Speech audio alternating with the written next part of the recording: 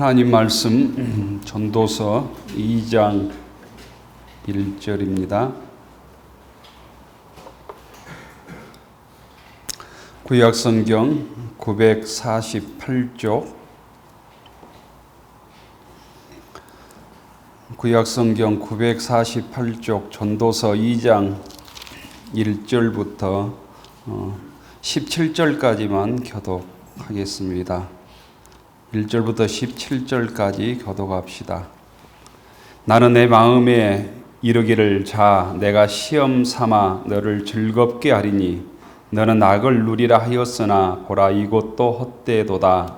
내가 무슨 말하여 말하여 이르기를 그것은 미친 것이라 하고 편하게 대하여 이르기를 이것이 무슨 소용이 있는가 하였노라. 내가 내 마음으로 깊이 생각하기를 내가 어떻게 하여야 내 마음을 지혜로 다스리면서 술로 내 육신을 즐겁게 할까? 또 내가 어떻게 하여야 천하 인생들이 그들의 인생을 살아가는 동안 어떤 것이 선한 일인지를 알아볼 때까지 내 어리석음을 꼭 붙잡아 둘까 하여 나의 사업을 크게 하였노라. 내가 나를 위하여 집들을 짓고 포도원을 일구며 여러 동산과 과원을 만들고 그 가운데 각종 과목을 심었으며 나를 위하여 수목을 드리는 산림에 물을 주기하여 꽃들을 샀으며 남녀 노비들을 사기도 하였고 나를 위하여 집에서 종들을 낳기도 하였으며 나보다 먼저 예루살렘에 있던 모든 자들보다도 내가 소와 양떼의 소유를 더 많이 가졌으며 은금과 왕의 소유한 동배와 여성의 노배를 나를 위하여 쌓고 또 노래하는 남녀들과 인생들이 기뻐하는 저적들을 많이 모으노라. 내가 이같이 창성하여 나보다 먼저 예루살렘에 있던 모든 자들보다 더 창성하니 내 지혜도 내게 여전하도다. 무엇이든지 내 몸이 원하는 것을 내가 금하지 아니하며 무엇이든지 내 마음이 즐거워하는 것을 내가 막지 아니하였으니 이는 나의 모든 수고를 내 마음이 기뻐하였습니다. 이것이 나의 모든 수고를 말미암아 얻는 것이로다. 그 후에 내가 생각해 본즉 내 손으로 한 모든 일과 내가 수고한 모든 것이 다 헛되어 바람을 잡은 것이며 해 아래에서 무익한 것이로다. 내가 이르기로 지혜와 망령됨과 어리석음을 원하니 왕 뒤에 오는 자는 무슨 일을 행할까? 이는 행하기 오래서 된 일일 뿐이니라. 내가 보니 지혜가 우매보다 뛰어남이 빛이 어둠보다 뛰어남 같도다. 제자는 그의 눈이 그의 머리 속에 있고 우매자는 어둠 속에 하나니만 그는 모두가 당하니 모두가 같으리라는 것을 나도 잘 알았다. 내가 내 마음속으로 이르기를 우매자가 당한 것을 나도 당하리니 내가 지혜가 있었다 한들 내게 무슨 유익이 있으리요 하였도다. 이에 내가 내 마음속으로 이르기를 이것도 헛되도다 하였도다. 제자도 우매자와 함께 영원하도록 기억함을 얻지 못하니 후에는 모두가 잊어버린지 오래될 것이라. 보라 제자의 죽임이 우매자의 전부가 인정하리라. 같이 읽읍시다. 이러므로 내가 사는 것을 이는 해 아래에서 하는 일이 내게 괴로움이요 모두 다 헛되어 바람을 잡으려는 것이기 때문이로다. 아멘. 주님의 말씀에 함께 은혜 받는 시간 되기를 축원합니다. 주의 전에 나오셔서 감사합니다. 하나님의 말씀이 우리의 삶에 이렇게 영적인 능력이 되고 또 우리 육의 양식처럼 생명의 양식이 되기를 축원합니다. 전도서는 아주 첫 시간에 말씀을 드렸지만 극단적인 허무 또 철학적으로 보면 극단적인 불가지론, 극단적인 육에 대한 허무와 비판과 이런 것을 통해서 하나님만이 우리의 생명이고 하나님만이 우리의 구원자이며 하나님 안에서 살 때 우리의 인생이 참 의미가 있다라고 말하는 성경이라고 첫 시간에 말씀을 드렸습니다. 우리 인생을 보면 결국 어떤 사람이든지 믿음 없는 눈으로 보면 죽음으로 끝나잖아요. 곧 태어날 때는 가족들이 기뻐하고 부모들이 기뻐하는 웃음 속에서 시작하지만 장례식 할 때 웃고 기뻐하는 사람이 없잖아요. 다 슬퍼하고 헤어짐의 아픔이 있고 고통이 있고 이별의 아픔들이 있단 말이죠.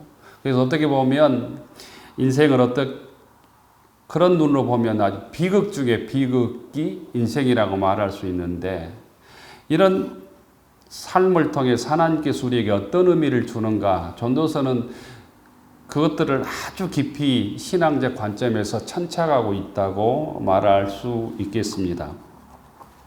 전도서는 세상에서 전무후무한 지혜를 소유한 지혜왕이라고 불리는 솔로몬의 인생의 고백을 통해서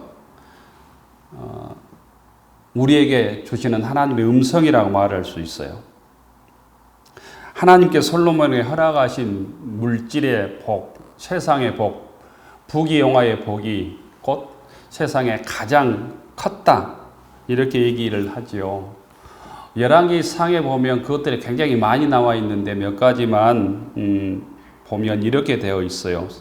솔로몬의 지혜, 축복에 대해서 어떻게 성경은 증언하고 있는가? 열왕기상 3장 12절부터 13절에 보면 이렇게 기록을 하고 있어요. 내가 내 말대로 하여 내게 지혜롭고 총명한 마음을 주노니 너의 전에는 너와 같은 자도 없었거니와 너의 후에도 너와 같은 자가 일어남이 없으리라. 내가 또 너의 구하지 아니한 부와 영광도 내게 주노니 내 평생에 열왕 중에 너와 같은 자가 없을 것이라. 열왕기상 4장 34절에 보면 모든 민족 중에서 솔로몬의 지혜 소문을 들은 천하 모든 왕 중에서 그 지혜를 들으러 왔더라, 이렇게 기록을 하고 있습니다. 그러니까 우리가 가히 짐작하기 어려운 지혜 또 부귀, 이를 하나님으로부터 다 받은 왕이 솔로몬이었다라는 거예요. 근데 이 솔로몬이 그 부귀와 영화를 다 누리고 그 지혜를 다 세상 속에 쓰고 마지막 인생을 해고하면서 기록한 하나님의 말씀이 전도서입니다. 그 중에 오늘 우리가 읽은 본문을 보면 자기의 삶을 아주 미련하다고 얘기를 한단 말이죠. 내 인생이 참 미련하고 우매한 인생이었다, 어리석고 망령된 인생이었다, 이렇게 고백한다는 거죠. 인생을 다 살고 이렇게 고백하는 것은 안타까운 일이죠. 우리가 인생을 다 살고 하나님께서 나를 도와주셔서 정말 부족하지만 하나님께 쓰임을 받았습니다, 하나님의 영광을 돌리고 하나님 앞에 갑니다, 이렇게 고백할 수 있다면 우리가 얼마나 감사의 인생이 되겠어요. 그런데 세상에서 아무리 부귀영화를 누리고 큰 권력을 누렸다 할지라도 내 인생이 부질없었다, 우매했다, 어리석었다, 나의 후손들이 이렇게 살면 안 될 것이다, 이렇게 얘기하고 인생을 마감한다면 그 불행한 인생이 된 것이죠. 12절에 보면 이렇게 되어 있습니다. 내가 돌이켜 지혜와 망령됨과 어리석음을 보았나니 왕의 뒤에 오는 자는 무슨 일을 행할까? 이미 행한 지 오랜 일일 뿐이리라. 내가 모든 망령된 일, 어리석은 일 다 행해 보았다라는 거예요. 16절에 보면 지혜자나 우매자라 영원토록 기억함을 얻지 못하나니, 이 땅에서 아무리 지혜롭고 권력을 얻은들 또 어리석게 산들 세상은 기억해 주지 않는다는 거예요. 후일에는 다 잊어버린 지 오래일 것임이라. 오라, 지혜자의 죽음이 우매자의 죽음과 일반이로다. 권력자의 죽음과 그냥 평범하게 인생을 산 죽음이 뭐 특별하게 다릅니까? 지난주엔가 노태우 대통령이 세상을 떴잖아요. 그 죽음과 일반 우리 사람들의 죽음과 뭐 다른 게 있어요? 10년 이상 그분이 병석에 누워 있었다고 그러잖아요. 그 죽음을 또한 보고 애통하고 애곡한 사람들이 거의 없잖아요. 특히 이 지역 사람들은 죽기 전에 광주 시민들을 향해서 회개하고 사과라도 한마디 하고 갔으면 원한이 더 풀릴 텐데 이런 얘기하고 좀 안타깝게 생각하잖아요. 지혜자의 죽음과 우매자의 죽음이 결국 아무 차이가 없었다. 이런 얘기를 하고 있는 거예요. 여인이 낳은 자 중에 가장 지혜롭다고 일컬어진 솔로몬.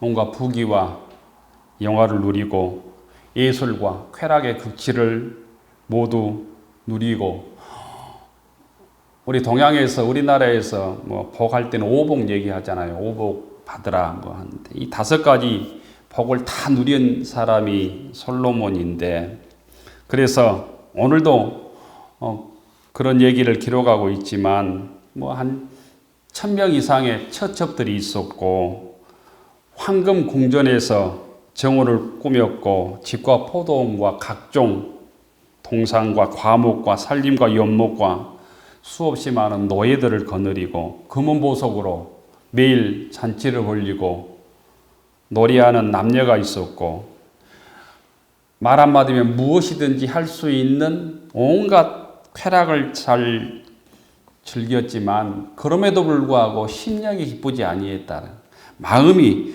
즐겁지 아니했다라는 거예요. 먹고 마시고 즐기는 일을 나보다 더한 사람이 없다라고 오늘 전도서 2장 4절부터 10절에 보면 쭉 기록하고 있습니다. 근데 그 아주 쾌락의 끝을 달려온 솔로몬의 인생이었지만 쾌락을 누리면 누릴수록 심령의 허무함이 곧 커져갔던 것이죠. 극한의 성우의 시면을 체험했다라는 거예요. 그가 깨달은 것을 3가지로 정리해 보면 이런 거예요. 곧 쾌락과 지식과 지혜는 인간의 지혜는 한계가 있구나. 허무하구나. 결국 그래서 3장에 보면 하나님께서 우리에게 주신 이 소망 있는 마음이 뭐냐면 영혼을 사모하는 마음을 하나님께서 주셨다고 하는 것을 솔로몬이 깨달아요.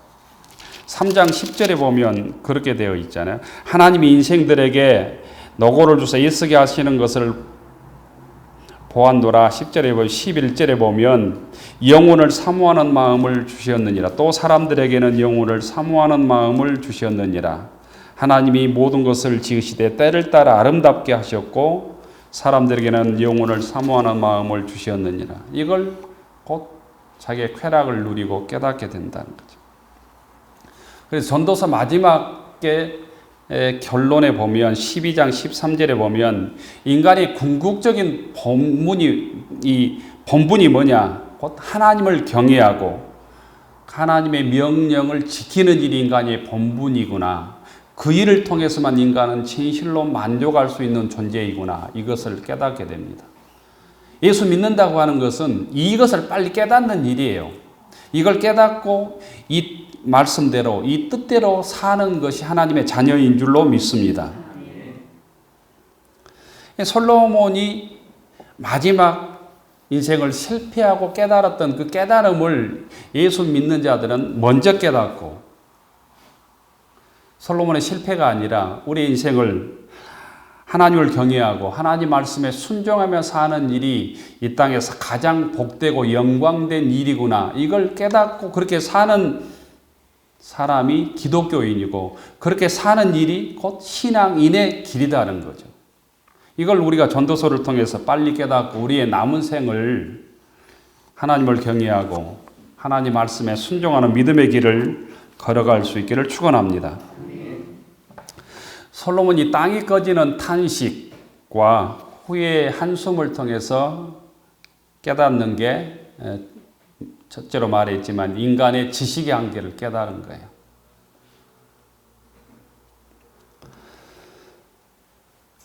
(1장 16절로 18절에) 보면 이 18절쯤에 있을 텐데 17절에 있는데 이렇게 되어 있잖아요. 모두 다 헛되어 바람을 잡으려는 것이기 때문이로다. 이렇게 말하고 있잖아요.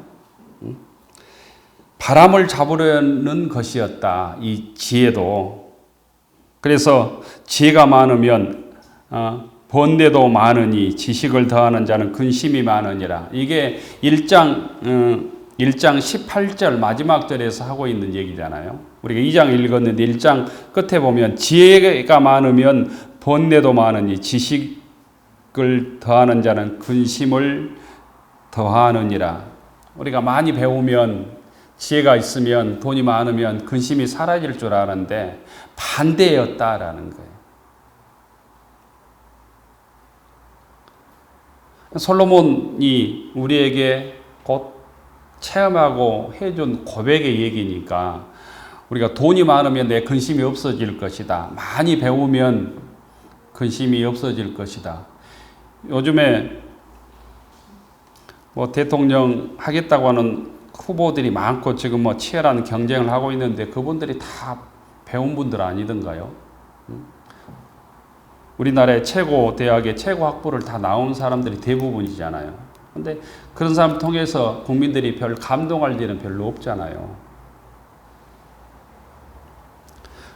인간 지혜의 한계, 지식의 한계를 우리가 분명하게 알아야 된다는 거죠. 솔로몬은 그 지혜 때문에 세세토록 찬사를 받았습니다. 그 지혜를 많은 사람들이 찬양을 했습니다. 그런다 한들 그 지혜는 내 인생의 한계를 극복할 수 없었다라는 그 지혜로는 그 지혜는 우물 안에 개구리에 불과했다고 하는 고백이 곧 솔로몬의 고백입니다. 두 번째 참 지혜는 하나님을 아는 것이다라는 거예요. 하나님을 아는 믿음에 있다라는 거예요. 믿음이 있을 때 인간의 지혜를 넘어선 참 지혜를 소유하게 된다라고 말하고 있습니다.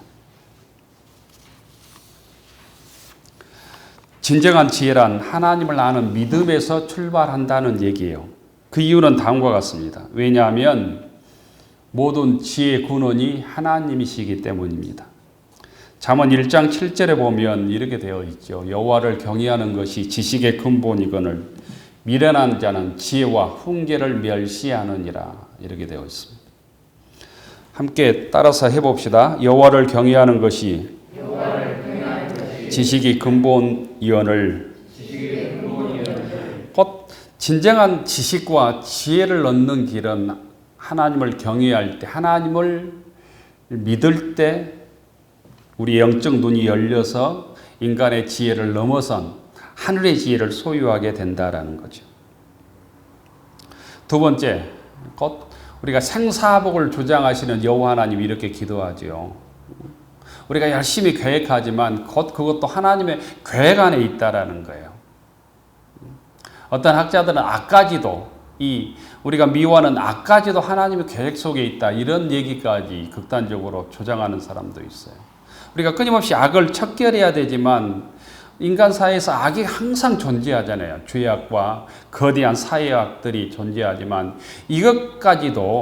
이것을 통해서 인간의 한계를 깨닫게 되는 하나님의 섭리가 있다 이렇게 주장하는 사람까지도 있단 말이죠. 그런데 모든 인류의 역사가 하나님의 뜻 안에서 운행된다고 하는 사실을 우리가 겸손히 인정해야 되는 거죠. 잠언 16장 1절을 보면 마음의 경영은 사람에게 있어도 말의 응답은 여호와께로부터 나느니라. 잠언 16장에 보면 사람의 마음으로 자기의 길을 계획할지라도 그 걸음을 인도하여 주시는 분은 여호와 하나님이시니라. 이렇게 말씀하고 있죠. 곧 우리가 하나님의 은혜 안에 속에 우리는 믿음으로 사는 것이죠.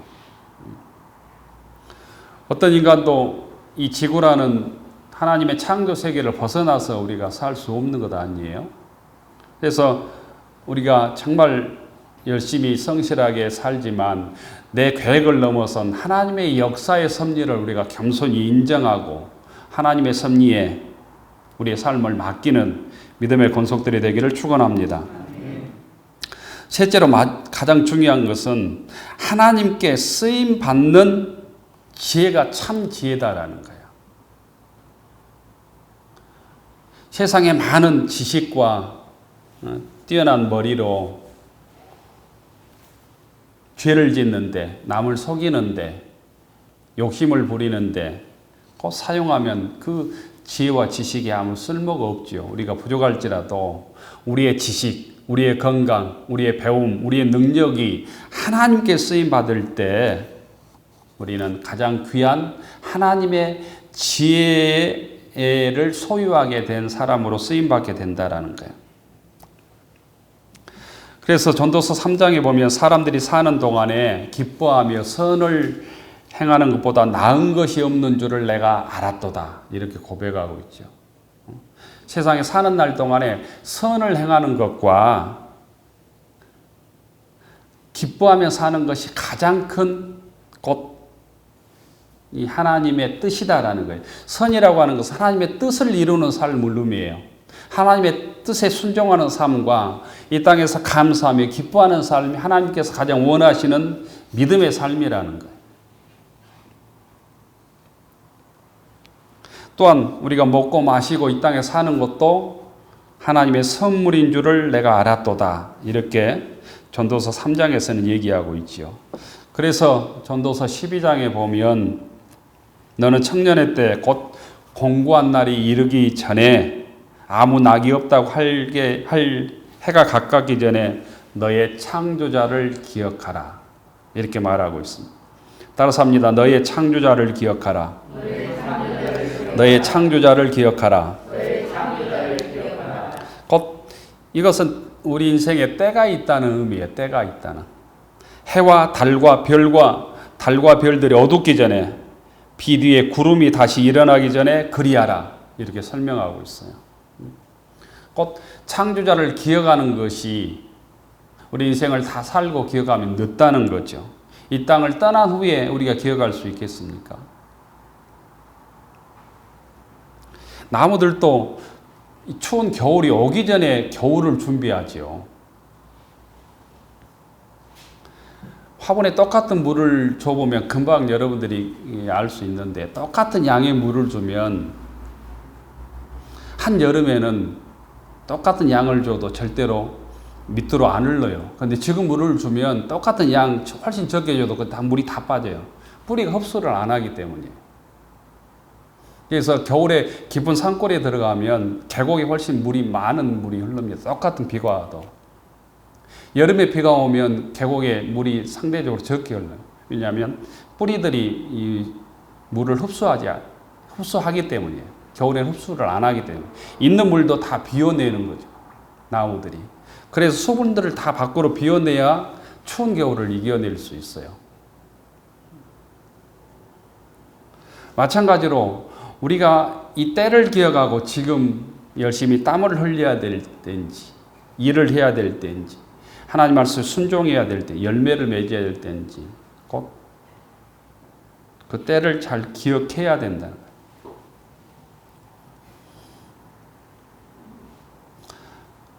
잡초들도 이렇게 환경이 아주 안 좋고 추운 겨울이 이런 겨울 때가 되면 아주 빨리 자랄 뿐 아니라 자라지 않고 바로 열매를 맺어요. 그 종족 보존을 하기 위해서. 조금이라도 농사를 지으면 금방 알 수 있어요.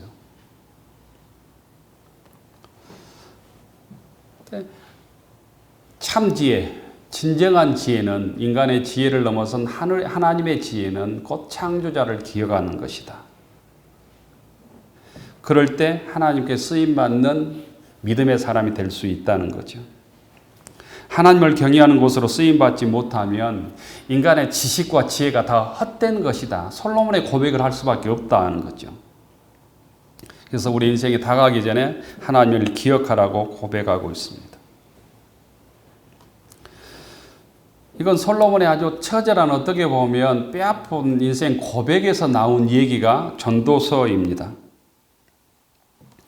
솔로몬은 마지막에 우상을 섬김으로 몰락했던 자기의 뼈아픈 경험이 있죠. 그래서 자기 아들 때 이 범죄의 결과로 이스라엘이 남과 북으로 나눠지잖아요. 르호보암 때.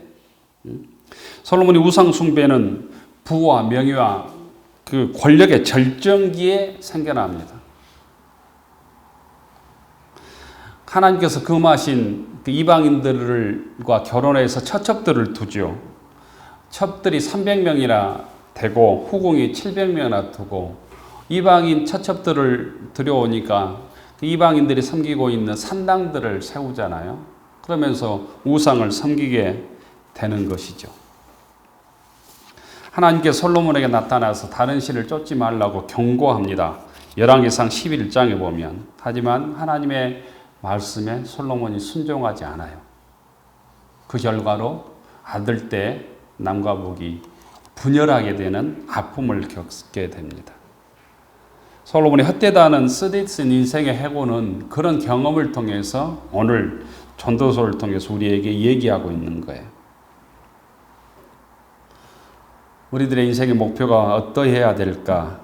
진정한 지혜, 후회함이 없는 만족한 곧 세상 말로 성공의 길은 하나님과 함께하는 삶이다라는 거예요. 하나님의 말씀대로 사는 삶이라고 얘기하고 있는 거예요. 또한 어떤 인생을 살든 우리가 하나님께 쓰임받는 인생이 가장 지혜로운 인생이라는 거죠. 우리 삶에 따라서 조금 능력이 있기도 하고 없기도 하고 하나님의 은사가 더 많기도 하고 적기도 하고 우리가 그러잖아요. 하지만 그것보다는 하나님께 쓰임을 받고 있느냐 받지 않느냐에 따라서 우리 인생이 결정된다는 거죠. 그래서 하나님께서 원하시는 이 삶을 우리가 준비하는 것이 지혜로운 성도의 길이라고 하는 사실입니다.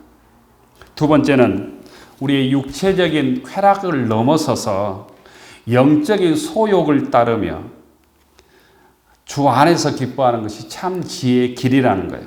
실제로는 우리가 세상을 살면서 세상의 이해타산보다 믿음의 이해타산에 따라서 우리의 삶이 결정돼야 된다는 거예요. 어떤 것을 결정할 때 육적으로 나에게 유리하느냐, 물질적으로 많은 물질을 얻느냐, 못 얻느냐 보다는 믿음의 눈으로 판단해야 된다는 거예요. 주님께서 기뻐하실까? 이 결정을 주님이시라면 어떤 판단을 하실까에 따라서 우리 인생을 결정할 때 우리가 하나님께 마지막까지 쓰임 받게 될 줄로 믿습니다. 거듭 얘기하지만 지혜자도 우매자도 함께 영원하도록 기업감을 얻지 못한다고 했어요. 후일에는 다 모두 잊어버린 지 오래될 것입니다. 오라 지혜자의 죽음이 우매자의 죽음과 일반이로다 이렇게 말씀하고 있습니다. 인간의 지혜를 우리가 분명하게 깨달아야 합니다. 물질의 한계, 권력의 한계도 우리가 깨달아야 합니다. 물질과 권력, 세상의 지혜가 내 생명을 연장시켜주지 못하는 것이죠. 참 지혜는 하나님을 아는 믿음에 있다고 하는 것. 하나님께 쓰임 받을 때 우리가 하나님의 참 지혜를 소유한 거룩한 믿음의 사람으로 우리가 승리할 수 있다고 하는 사실을 믿을 수 있기를 바랍니다. 주님께서 죄인된 우리를 살려주시고 우리를 거듭나게 하셔서 하나님의 자녀가 되셨게 하셨죠. 이제 하나님의 자녀로 어떻게 살아야 될 것인가? 솔로몬의 그 실패한 고백을 통해서 우리가 주님의 음성을 들어야 합니다. 전도자는 수고해도 바람을 잡은 듯 손에 쥔 것이 없었다고 고백하지요. 우리의 수고를 낱낱이 기억해 주시는 분이 하나님이십니다. 하나님을 의지하고 말씀을 붙들고 죽음까지도 넘어서서 승리하는 믿음의 권속들 되기를 원하고 우리의 남은 생이 정말 하나님께 쓰임 받는 인생이 되어서 세상의 지혜를 넘어서 하나님의 지혜로 저희들 승리하는 믿음의 권속들 되기를 축원합니다.